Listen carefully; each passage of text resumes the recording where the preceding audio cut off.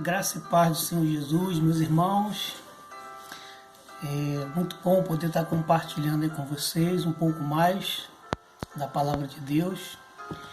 E nós vamos estar dando continuidade ao nosso estudo sobre a doutrina bíblica da salvação.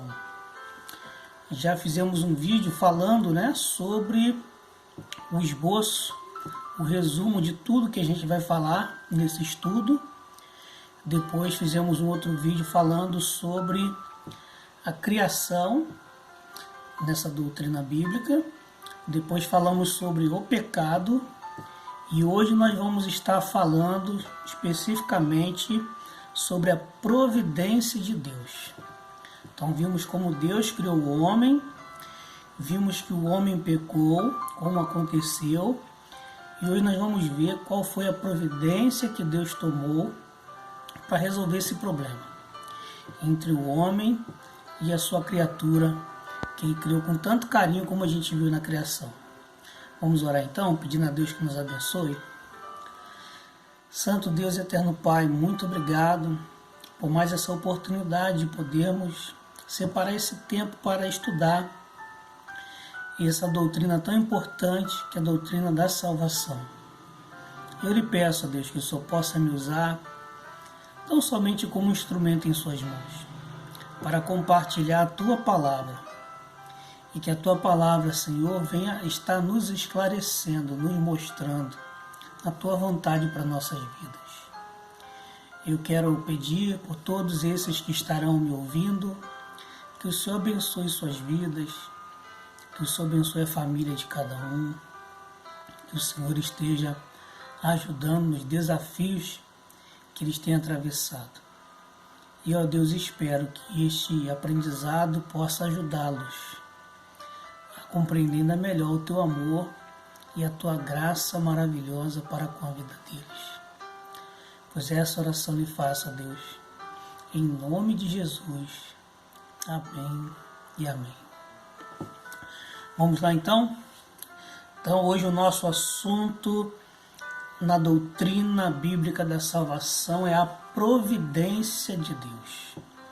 O que Deus fez? Qual foi a providência que Deus tomou para lidar com esse problema que a sua criatura, que Ele fez com tanto amor, como a gente viu lá em Gênesis, Depois que Ele pecou, o que Deus fez para poder solucionar?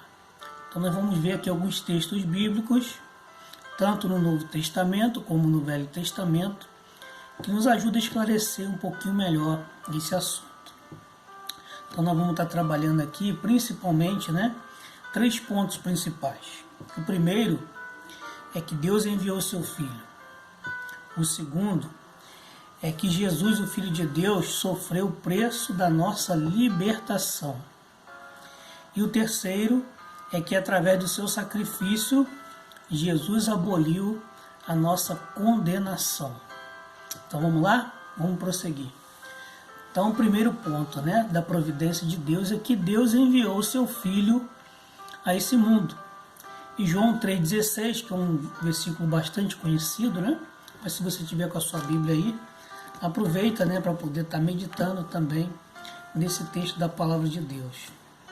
João 3,16 diz assim: porque Deus amou o mundo de tal maneira que deu o seu Filho unigênito, para que todo aquele que nele crê não pereça, mas tenha a vida eterna.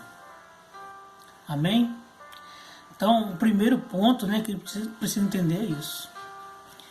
Que Deus amou tanto o mundo, tanto as pessoas, de uma maneira tão especial, que Ele mandou o seu próprio Filho único do gênero para morrer no nosso lugar naquela cruz.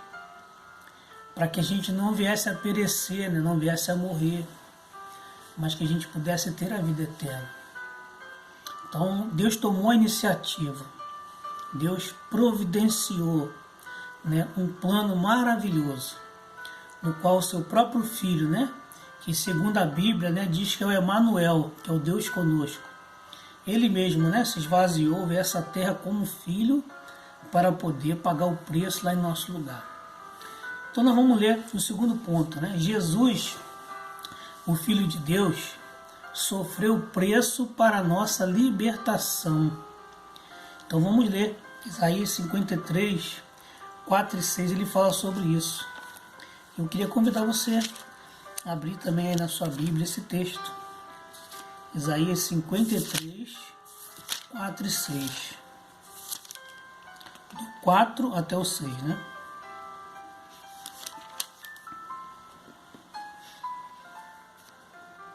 Que diz assim: verdadeiramente, Ele tomou sobre si as nossas enfermidades, e as nossas dores levou sobre si. E nós o reputamos por aflito, ferido de Deus e oprimido. Mas Ele foi ferido pelas nossas transgressões e moído pelas nossas iniquidades. O castigo que nos traz a paz estava sobre Ele, e pelas suas pisaduras fomos sarados. Todos nós andamos desgarrados como ovelhas, cada um se desviava pelo seu caminho, mas o Senhor fez cair sobre ele a iniquidade de todos nós. Ou seja, o Filho de Deus, Jesus, né, sofreu o preço para a nossa libertação. No passado, né, para que um pecado fosse redimido, né, ou perdoado, era preciso que se matasse cordeirinho, que se matasse um animal puro, sem mancha, para que pudesse ser apaziguado a ira de Deus. E aqui Jesus veio, Ele mesmo, o próprio Deus veio em carne para poder pagar o preço naquela cruz que você sabe como que foi. Então o preço que Jesus pagou, Jesus teve que ir para aquela cruz exatamente por causa de mim e por causa de você, para poder pagar o preço, né, pela nossa redenção. E terceiro e último ponto, né, através do sacrifício de Jesus, por que Ele teve que passar esse sacrifício? Ele aboliu a nossa condenação.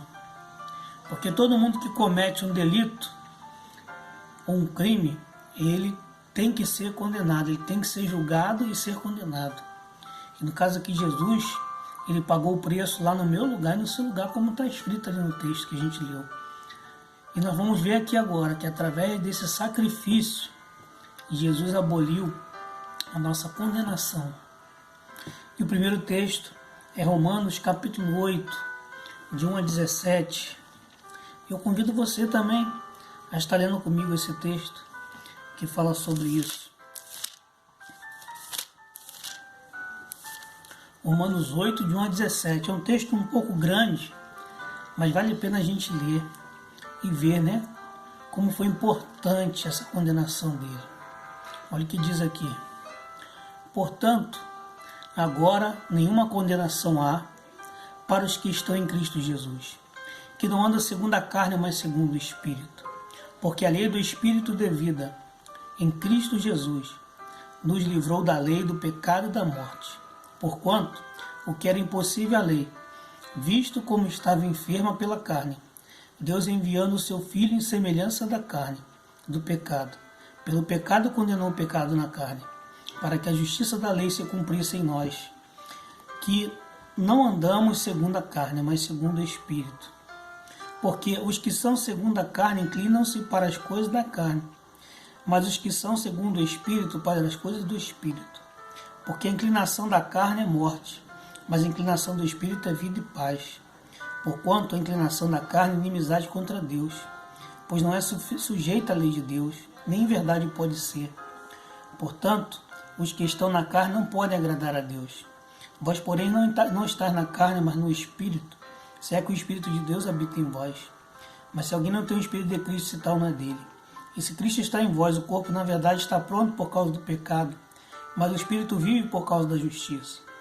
E se o Espírito daquele que dos mortos ressuscitou a Jesus habita em vós, aquele que dos mortos ressuscitou a Cristo também vivificará os vossos corpos mortais pelo seu Espírito que em vós habita. De maneira que, irmãos, somos devedores não à carne, para viver segundo a carne. Porque se viveis segundo a carne, morrereis. Mas se pelo Espírito mortificares as obras do corpo, vivereis. Porque todos os que são guiados pelo Espírito de Deus, esses são filhos de Deus. Porque não recebestes o espírito de escravidão para outra vez estardes em tremor, mas recebereis o espírito de adoração de filhos, pelo qual clamamos Abba Pai. O mesmo Espírito testifica o nosso espírito que somos filhos de Deus. E se nós somos filhos, somos logo herdeiros, também herdeiros de Deus e co-herdeiros com Cristo. Se é certo que com Ele padecemos, para que também com Ele sejamos glorificados. Então está aqui, meus irmãos, esse texto mostra para nós que através da crucificação de Cristo não há mais nenhuma condenação para aquele que está em Cristo. Que Ele pagou um preço completo, um preço pleno pelo perdão dos nossos pecados. E nos dá agora a libertação para poder vivermos uma vida nova com Cristo Jesus, o nosso Senhor.